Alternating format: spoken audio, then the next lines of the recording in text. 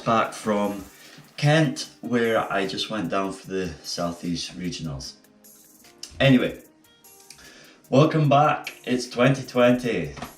Happy New Year, even though it's almost the end of January. I am late on that. Anyway, it's a new year.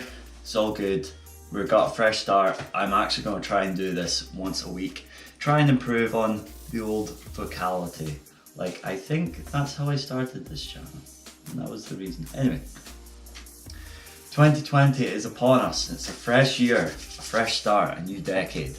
It's kind of crazy actually, because I started the last decade in 2010 leaving school, and now just right at the end of 2019 I managed to buy my own place, which in this echoey void, I don't know if it picks up, it's really echoey, is one of the rooms.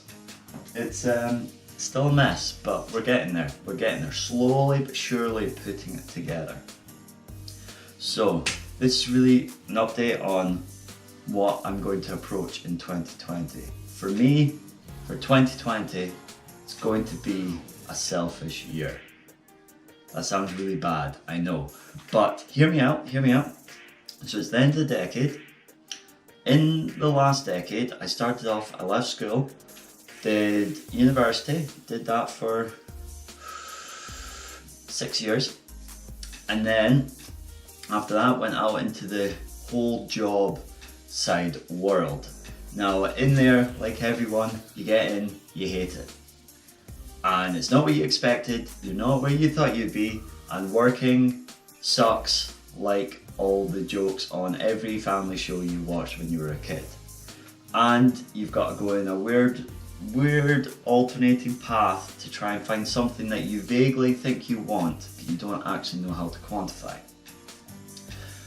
And now I finally got enough money together to buy my own place. Is it as big as I thought it would be? Not really.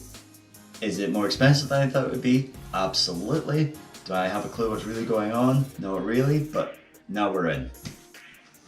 So that's a decade, and thankfully for me, obviously with leaving school in 2010, I was only 18 years old. Now in my head, a decade is me going from 0 to the next 0. So 0 to 10, 11 to 20, 21 to 30, or however it goes. So in my head, I'm like, it's been a decade, but I still have 2.5 years left to enjoy this decade, in my head anyway. So looking at my nice graph, as you can tell, I spent a lot of time on this one. It's not just the 30 seconds in between takes at all. I left school at 18, that was 2010. I left school at 18 and I went to university until I was 24. I left university technically just before I turned 24, which is, let me put a line like that. That amount of time on the graph. So it goes 18 to 30, and during this period I went to university. Now that was fun. I didn't have to think beyond the next exam. I just had to enjoy myself, and it was good. Then going from 24 to 27, like so, which is three years? I think it was around about 3 years. I've been focusing on work, trying to get into exactly where I want to be in a career. That's taken to me a lot of places, been around England for A, B and C, but that's been focused solely on work. Now in that time, I let the fun side, like at university, slip. During this side, I let the taking things seriously slip. Now it's vice versa. And the stuff I should have still been doing, having fun in my 20s, I kind of put aside, and all the goals, so that I could focus on the work. Now, in my head, I still have 3 years before the transition into being a domesticated old person. Wait, that's yellow, nobody can see that. that is, okay, red, let's do it. And that is the sweet spot where in my head, everything I thought I would do before I'm 30, I now have to accomplish because I missed all doing it in all of this area and probably didn't pay enough attention in this area. So this is the sweet spot where I now must achieve all my short-term goals or long-term goals or just goals in general. Probably short-term goals. Probably had more fun here, and now everything needs to come together here. It's not a lot of time, but it's still time. That's the main thing. So in those last 2.5 years, I am going to try and accomplish all my goals. Now this is 2020. I thought by this point I'd made it a bit further, but that's reality. So there's goal setting for 2020 and I'm starting at Hearts. So it is not big things, it's not too much. So now I'm back in Scotland. I want to climb Munros. I want to start bagging them again. Bagging and tagging, try and make them all. I started doing it when I was maybe 13, 14, and my granddad first took me up. But now I want to try and complete them all.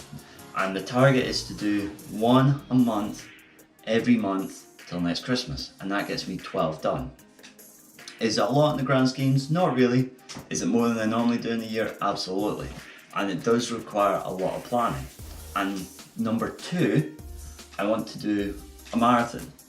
Now that's not impressive to a lot of people, but I haven't run since I was about 16 and I have really tiny little calves, really undeveloped because I'm just not hitting them against anything.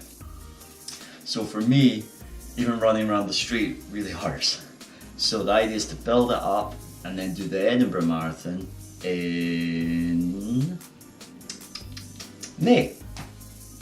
And that sets a goal. And what I've learned about goals is you need to plan them out. You need to, what is it? You need to understand what it is, what the task is. You need to quantify it. You need to set yourself a goal, and then you need to reverse engineer it back to your point so you know every single little milestone to get from A to B. So the advantage I have with the marathon, for instance, is there is great programs out there for beginners and novices and idiots like myself who can actually get to that point within a 16 week program roughly, but that's for another time. This one is basically on the new year. I'm making the most of this. So my target this year is to try and do as much of the stuff I thought I wanted to do or thought was too complicated for myself or just too dumb or just didn't have time for. I want to try and complete all of it going forward. And that's basically my update. There's not much to it, it's not exciting, but I'm busy at the moment and that's all I got. So this is where I'm going to leave it. Looking around my room, it still needs a lot of work. The echoing is really annoying. And also the window, it doesn't seal properly, so I can hear people talking 2 floors below, which is very strange. But that's where I'm going to leave it for the moment. Hopefully, fingers crossed, I actually start videoing a bit better, and moving forward, hopefully over the next 50 weeks, there'll be a lot more to come, a lot more to see, a lot more to do, a lot more to watch. I will hopefully sound a little less weird, and we'll take it from there. Ciao.